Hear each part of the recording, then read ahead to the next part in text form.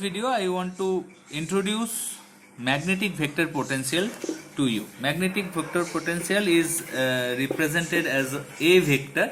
Okay, so the origin is analogous to the electrostatic scalar potential. What was the origin? Why we could think about the electrostatic potential phi? Because curl of, we know that curl of the electric vector is equal to 0.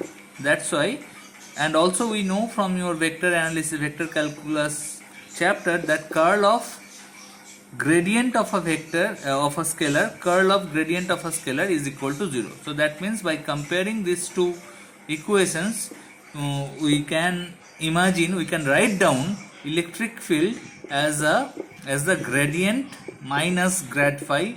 We assumed it. So electric field it's a vector quantity, and I can imagine a electrostatic potential corresponding to that electric field. And so similarly we we can try to write down a potential function corresponding to a magnetic field. But you know that curl of B is not equal to 0. Curl of B is not equal to 0, but the divergence of B equal to 0. Divergence of B equal to 0. Now from vector calculus we know that this can be written as divergence of curl of a vector. Let me call that vector to be A, any vector A, equal to 0. Divergence of curl of any vector is equal to 0. So by comparing these two equations, I can write down B, divergence of B equal to 0, divergence of curl of any vector A is equal to 0. So B can be written as curl of some other vector A. Okay, this A is called magnetic vector potential. So this definition is only in your syllabus, nothing more than that. Magnetic vector potential definition. What is the definition? So if A is the magnetic vector potential, then curl of A will be giving you the magnetic field itself. So let's say A is given. A is some A vector is some Ax I cap plus Ay j cap plus Az k cap. Okay, that means if this thing is given and you have to calculate B, then you have to use this formula. You just have to do this curl.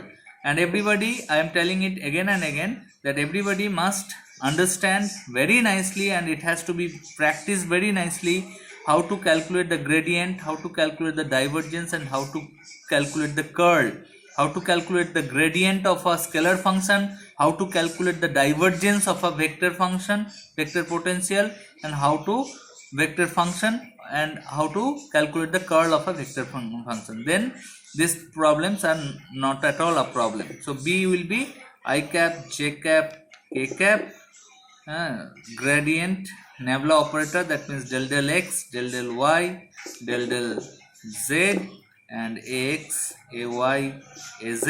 You just have to calculate the determinant of this thing and you will be getting B. Suppose B is given and you have to calculate the magnetic vector potential. How will you do that? So B is given, right hand side this function is given. Then now let's say B is some kind of bx I cap plus by j cap plus bz k cap. This thing is given. So this part is equal to this part. You have to make this I cap components of the coefficient of I cap in left hand side and right hand side equal, coefficient of j cap in left hand side and right hand side to be equal, and coefficient of k cap in left hand side and right hand side to be equal. Then you will be getting three equations. All these equations, left hand side is known, right hand side is unknown. So you have to integrate those three differential equations, partial differential equations, to get the value of ax, ay, and az. Okay, got my point?